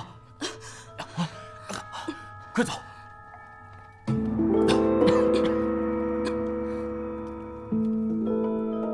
那时我才意识到，这座古墓有问题。试问，谁的墓中会放着一具没有盖上的水晶棺呢？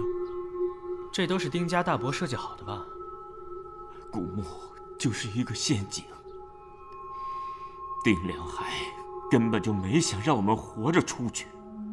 这个猪狗不如的东西，他连同族的血脉都不肯放过。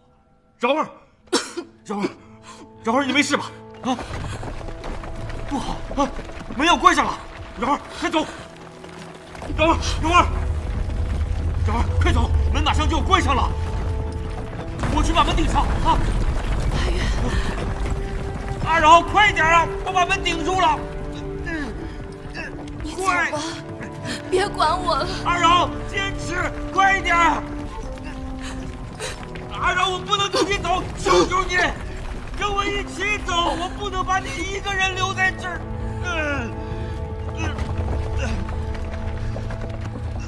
阿远，咱俩今生有缘无分，希望下辈子咱俩能托生在普通人家，能平凡幸福的过一生。阿远，你快走！金莲海，我不杀你，誓不为人。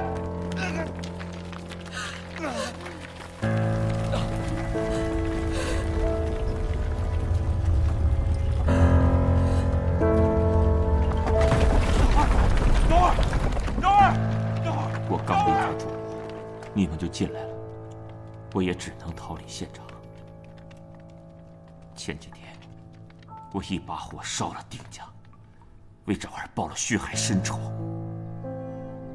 如此想来，当时报官发现古墓的百姓应该是丁家安排的，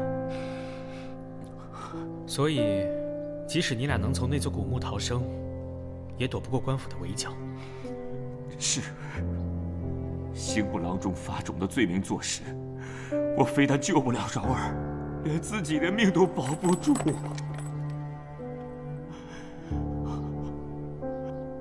幸亏你们及时赶到，饶儿腹中胎儿才得以存活。谢谢，谢谢。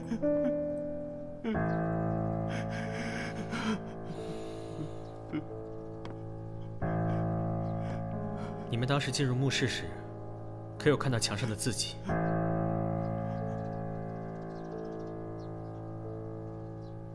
什么字迹？我进古墓时，发现墙上有一行未刻完的楷书。我想，那应该是在石门关闭后，丁饶特意刻下留给你的吧。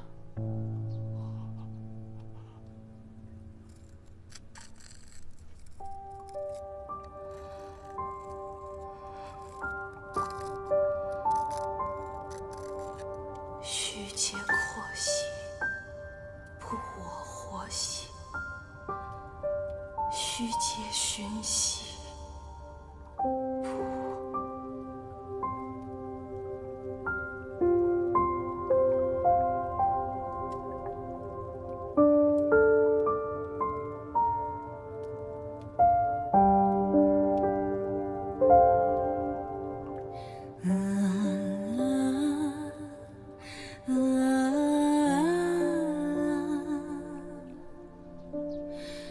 那玉玺现在在何处？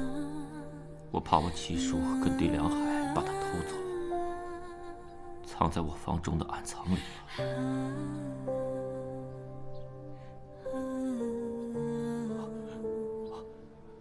对了，李少卿，我问问你，我孩子现在在哪儿啊？